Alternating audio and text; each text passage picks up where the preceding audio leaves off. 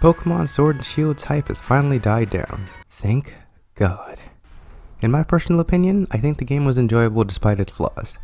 Dynamaxing is hilarious. Wild Area was a nice place to grind and find multiple variations of Pokemon. And max raid battles are cool when you're not playing with NPCs. One thing I really liked about the game are the characters. Most Pokemon games generally have me caring about half the cast, but here I actually liked almost all of them. However, that being said, I feel like some characters receive less screen time than others and promptly suffered for it. And there are things I would have personally liked to see more from characters that got the screen time that they did. So I'm going to go through each of them, or at least the ones I liked, and see if there could have been a bit more we could have gotten out of them. Starting with Hop. Okay, so I don't hate Hop, but I don't really like him either.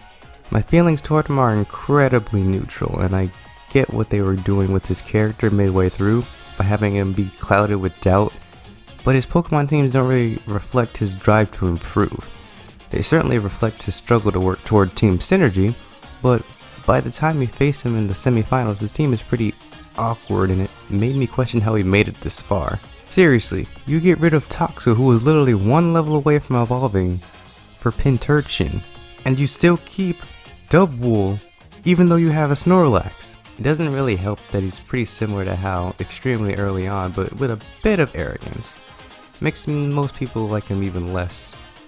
I don't know, maybe if he built his team to cover his own weaknesses and actually had some stronger mods, I'd be able to take him more seriously as my rival.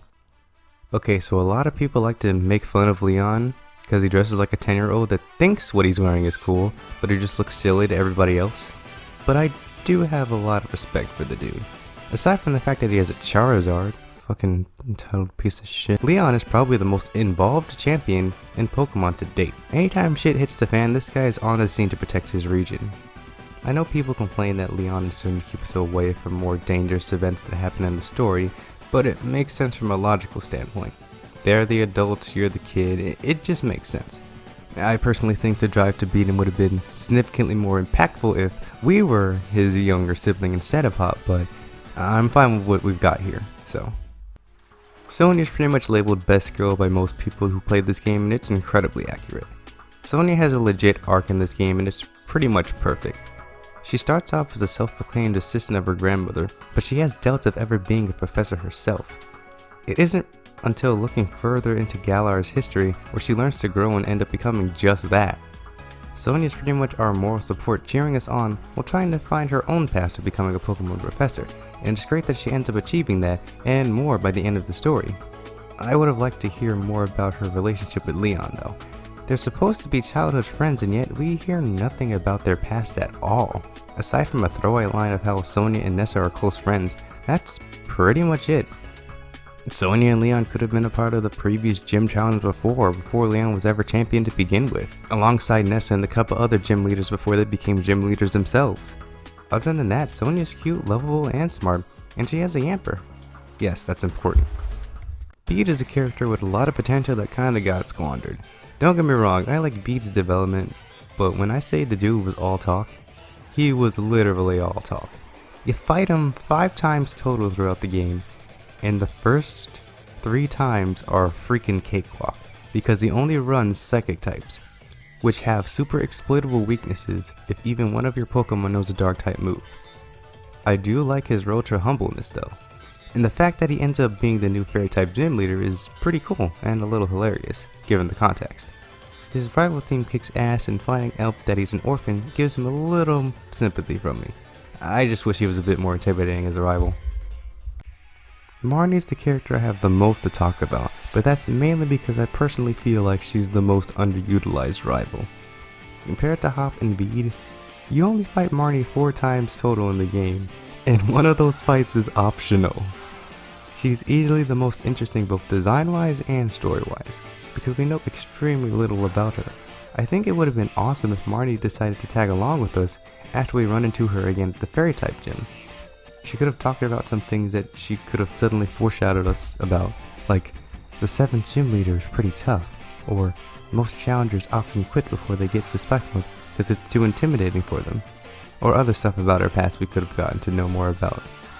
Maybe once we got there, instead of just a long drawn out hallway, Spikeman was, oh, I don't know, an actual city with actual people?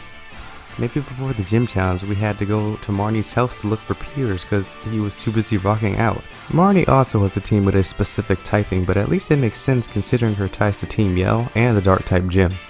Aside from that, Marnie's a pretty cool character. She starts off distant, and by the end of the game she sees you as a worthy friend / rival, and it's nice seeing a character like that gradually open up to you throughout the course of the story. The gym leaders are a lot more likable than any past gym leaders that have come before. Like the rivals, you learn a little bit more about them through their league cards, but I would have also liked to spend a bit more time with them outside of their gyms. I think it would have been really cool if each gym leader needed your help with something specific that required you to team up to deal with an immediate threat, or at the very least ignite some type of conversation. Milo's league card says he often spends his time chasing stray Wooloo, so why couldn't we have done that with him before we started off with the gym? You could help fix the lighthouse with Nessa, or help protect it from a Dynamax Whale Lord. Just saying. You could do some extra training with Kabu in the caves. Heck, he'd even tell you about his time in Hoenn, potentially hinting at a relation to a character from that region. You could actually go on various dinner dates with Bea when you stumble upon her in one of the sweets shops in Hammerlock, because, you know, she secretly loves sweets. Maybe you could have followed Alistair to a graveyard where he talks about his dead parents, or some shit like that. I don't know. Could probably lead to an incredibly creepy moment where you could have sworn you saw a ghost standing right next to him. There's no creepy moment at all in this game, surprisingly. When you get to the fairy type gym, you run into Professor Magnolia, and you realize that her and Opal actually used to be close friends, and even participated in the gym challenge many years ago. Probably hint to the fact that maybe Professor Magnolia was a previous champion. Ooh, maybe, I don't know. You could try and patch up the shattered family relationship between Gordy and Melody, since in S.H.I.E.L.D. you realize that they're related and they had an argument.